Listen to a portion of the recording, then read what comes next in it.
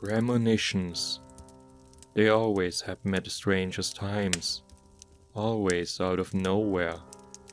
1 second everything's alright, the next I witness someone's terrible demise. My friend Paul and I were sitting on his living room couch having a few beers.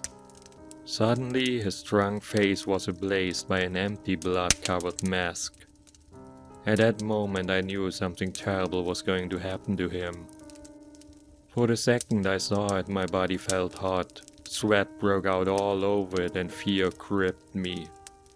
"Yo man," I spoke up when the vision was gone. "Maybe you should call it a night, I think we are both pretty drunk and I should get—" "Fuck that man, you promised you'd go with me. I told you that bridge was where Julie and I went on our first date. Just want to get some closure, alright?" I sighed. "I just got the feeling something bad will happen." "Like what? You think I'm going to cry?" he asked. Then his face changed to an expression of slight outrage. "You don't think I'm planning on jumping or some shit like that?" For a moment I was quiet. I knew I could never talk about those silly premonitions of mine. Not ever. Not to anyone. Not even a friend like Paul. Instead, I just shook my head. "Nah, nothing like that. I think it's just not the best idea is all." For the next half hour I continued trying to convince Paul, but it was futile. Fueled by sorrow and alcohol, he was steadfast on going. So eventually we set out. As we made our way through the town's dark and empty streets in the early morning, the premonitions and nagging feeling continued to linger in the back of my mind. Paul, however, didn't notice my anxious and thoughtful expression. Instead, he lamented over his breakup with his ex-girlfriend. I only listened with half an ear. I'd heard it all before. Had heard it many times over the past weeks. As I trudged along after him, I couldn't help but wonder when those premonitions had started. The first one that came to my mind was the one about Polly, our family cat. I was no older than 10. 1 second I was playing with her. In the next I saw her dead and broken body. When it was over I cried and cuddled Polly, a Polly that was very much alive.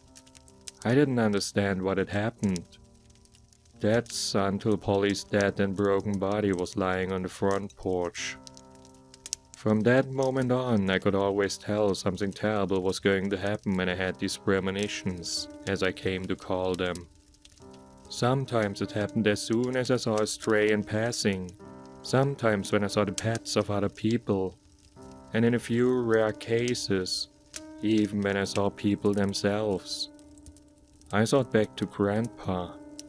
I tried to warn him, tried to keep what was about to happen at bay, but it changed nothing. My head was a mess as the terrible images of so many other similar premonitions came back to my mind. There had been so many over the years, so many terrible things, and yet I'd never been able to prevent a single one of them. With a heavy head I soon saw the big bridge at the edge of our town. It was a monstrosity of steel and cement and spanned the wide valley and river below. "Paul, I think we should just head home. It's cold as hell and I'm tired," I said, trying once more to stop him. Yet he didn't even seem to hear me and trudged on undeterred. Then after a while he stopped and jerked around to face me. "Fuck that man, we went all the way out here. Let's just have a cold one, see the dawn and then you can go back home, fucking hell." I opened my mouth to say something, to put the anxiety that was flooding over me into words, but what could I even say? For a few seconds I merely watched him before I set out to follow him. When I made it to the bridge, Paul was already standing at the railing and took out 2 beers from his backpack. "Told you we should have a cold one out here," he said with a wide drunken grin on his face. With that, he popped open the bottles and handed me one of them. For a while we just stood there, taking sip after sip in silence. Both our heads were full of our own worries. Paul's with his girlfriend and the breakup. Mine with the terrible haunting premonition I'd witnessed. It's beautiful up here, isn't it? Paul eventually brought out, staring at the valley and the horizon where the sun had started dawning. Yeah, it's a pretty nice view, I agreed, mumbling. So, why didn't you want to go? It's not like anything bad will happen if we are just standing here. My hand tightened around the bottle I was holding. I took a deep breath, opened my mouth, and finally told him. I saw you die, I said, my eyes focused on him. What? Paul furrowed his brow and didn't seem to understand if I was fucking with him. For a moment I thought he was about to laugh, but the seriousness of my expression made him stay quiet. A premonition, I finally answered after another sip of beer. What the hell are you?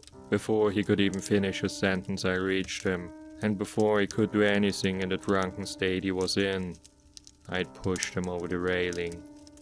For a second the high-pitched scream cut through the air before a hard thud followed. As I leaned over the railing and stared down, the sun was slowly coming up. It really was beautiful, I thought as I stared down at Paul's bloodied body and face. Finally, my anxiety and my worries ebbed away. It was done. Premonitions. Whenever I see them, I knew I had to make sure they came true. I had to make sure every single time.